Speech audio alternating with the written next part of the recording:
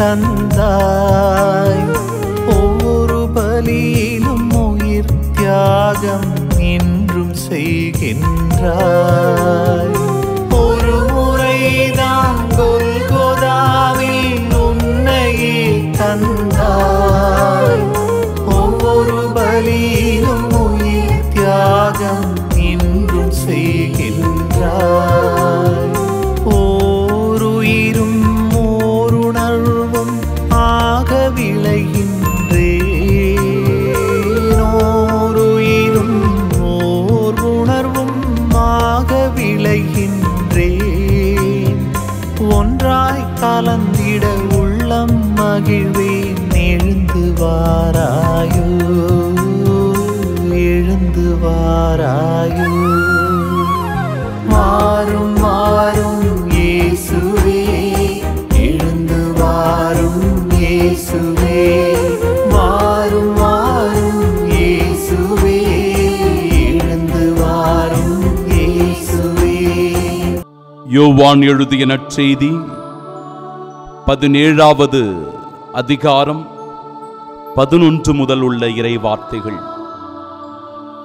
இயேசு வானத்தை அண்ணாந்து பார்த்து வேண்டியது, தூய தந்தையே, நாம் ஒன்றாயிருப்பது போல் நீர் என்னிடம் ஒப்படைத்தவர்களும் ஒன்றாயிருக்கும்படி நீர் எனக்கு அளித்த உம் பெயரின் ஆற்றலால் அவர்களை காத்தருளும். ஆண்டவருடைய இந்த வார்த்தைகள் ஒற்றுமையை வலியுறுத்துகிறது, சமாதானத்தை நமக்கு வலியுறுத்தி சொல்லுகிறது, சகோதரத்துவத்தை போற்றுகிறது. ஆனால் இன்றைக்கு உலக சூழ்நிலை என்ன, இந்திய நாட்டில் நடந்து கொண்டிருக்கிற செயல்பாடுகள் என்ன, நம் குடும்பத்தில் இருக்கிற பிரச்சனைகள் என்ன என்றால், இந்த ஒற்றுமையை சீர்குலைக்கின்ற நிலைப்பாடுகள் தான் அதிகமாக இருக்கிறது.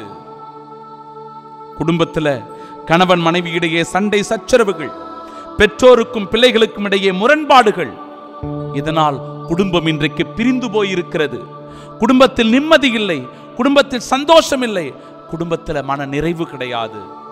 ஒருவர் மற்றவர் அதிகமாக புண்பட்ட நிலையில், காயப்பட்ட நிலையில், வலியோடு வேதனையோடு துன்பத்தோடு வாழ்ந்து கொண்டிருக்கிற நிலைப்பாடுகளே அதிகமான குடும்பத்தில் இருக்கிறது. ஒற்றுமையை வலியுறுத்த ஆண்டவர் அற்புதமாய் ஜெபிக்கின்றார். ஆண்டவரே, நாம் ஒன்றாயிருப்பது போல இவர்களும் ஒன்றாயிருப்பார்களாக. கணவன் மனைவி ஒன்றாயிருப்பது எத்துணை அருமையானது. பெற்றோரும் பிள்ளைகளும் ஒன்றாய் இணைந்து வாழ்வது எவ்வளவு ஆனந்தமானது. ஆண்டவரே, எங்கள் குடும்பத்தை ஆசீர்வதிப்பீரா, நாங்கள் ஒற்றுமையோடு வாழ ஆண்டவரே எங்களுக்கு உதவி புரிவீரா என்று சொல்லி நம்மையும் குடும்பத்தையும் கடவுளிடத்தில் ஒப்பு கொடுக்க வேண்டும். நம்முடைய இந்திய திருநாட்டிலும் கூட இந்த பிரிவினை பேதங்கள் இன்றைக்கு அதிகமாக நம்மை வாட்டி வதைத்துக் கொண்டிருக்கிறது. சாதியின் பெயரினால், மொழியின் பெயரினால், மதத்தின் பெயரினால் இன்றைக்கு மக்கள் கூறுபடுத்தப்பட்டிருக்கிறார்கள். வெவ்வேறாக அவர்கள் பிரித்து வைக்கப்பட்டிருக்கிறார்கள். சமய ஒற்றுமை, மத சார்பற்ற நிலையிலிருந்து இன்றைக்கு ஒரு மதத்தை உயர்த்தி பிடித்துக் கொண்டு மற்றவர்களை தாழ்வாகவும் இழிவாகவும் பிரிவினைவாதிகளாகவும் கருதுகின்ற மனநிலை ஒற்றுமையை சீர்குலைக்கின்ற மனநிலை. இது நமக்கிடையே பிரிவினைகளையும் பிளவுகளையும் மனக்கசப்புகளையும் உண்டாக்கி கொண்டிருக்கிறது. இந்த காயத்திலிருந்து நாம் விடுதலை பெற வேண்டும், குணமாக வேண்டும். இந்த பிரச்சனையிலிருந்து நாம் ஒற்றுமை பெற வேண்டும். அன்பிற்குரியவர்களே, இந்தியா ஒரு ஒருமைப்பாட்டின் நாடு, பன்முகத்தன்மை கொண்ட நாடு, மத சார்பற்ற நாடு, ஜனநாயக நாடு, குடியுரிமை உள்ள நாடு. எனவே ஒருவர் மற்றவரை நேசிக்கவும் அன்பு செய்யவும் கடவுள் நமக்கு அற்புதமாய் கற்றுத்தருகிறார். தந்தையே, நாம் ஒன்றாயிருப்பது போல இவர்களும் ஒன்றாயிருப்பார்களாக.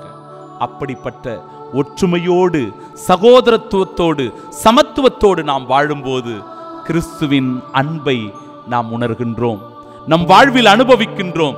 கிறிஸ்துவின் சாட்சிகளாய் இந்த உலகத்தில் வாழ்கின்றோம். ஆமீன். அருள் சுரக்கும் ஆன்ம உணவாய் ஆண்டவா நீ எழுகின்றாய்.